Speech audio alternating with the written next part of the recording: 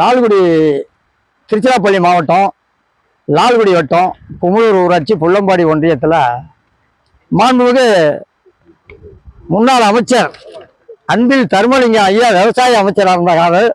அவருடைய பேரை இன்னைக்கு மகேஷ் பொய்யாமொழி கல்வி அமைச்சராக இருக்காரு. அன்பு சகோதரர் கே.என். நேரு அவர்கள் இங்கே பக்கத்தில் குமுளூருக்கு பக்கத்தில் காணக்கரியா நல்லூர், அவர் இன்னைக்கு வந்து நகராட்சி துறை அமைச்சராகவும் குடிநீர் பாதுகாப்பு அமைச்சராக இருக்கிறாரு. அவங்க ஊரில் ஏழை பாதைகள் வாழாமல் கிட்டத்தட்ட 6 குளங்களை அடித்து நூற்றுக்கணக்கான பொதுமக்களுடைய இடங்களை போலி பத்திரம் போட்டு இந்த சூரிய சக்தி மின்சாரம்னு சொல்லி அயோக்கியத்தனம் பண்ணிட்டு இருக்காங்க.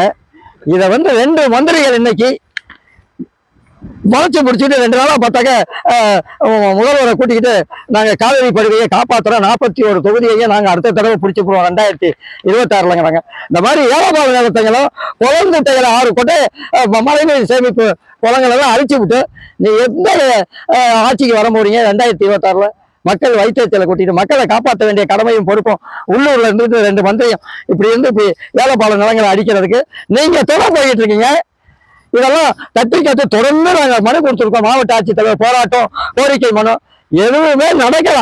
இது நடக்கிறதுக்கு அப்புறம் தான் மாண்புமை உயர்நீதிமன்றத்தை நாடி வந்து நாங்கள் இப்போ வந்து இந்த வழக்கை போட்டு நடத்திட்டு இருக்கோம். மாண்புமை உயர்நீதிமன்றனாலும் எங்களை காப்பாற்றி கொடுக்கோங்கிற அந்த சமூக அக்கறையோடு நாங்கள் பொதுநல வழக்கு போட்டு பாமர மக்களுக்காக வேண்டி நாங்கள் வாதாடிக்கிட்டு இருக்கோம். இப்படி பாமர மக்களுடைய வயிற்றுல அடிச்சுட்டு நாங்கள் 2026 ஆட்சி அமைப்போம்.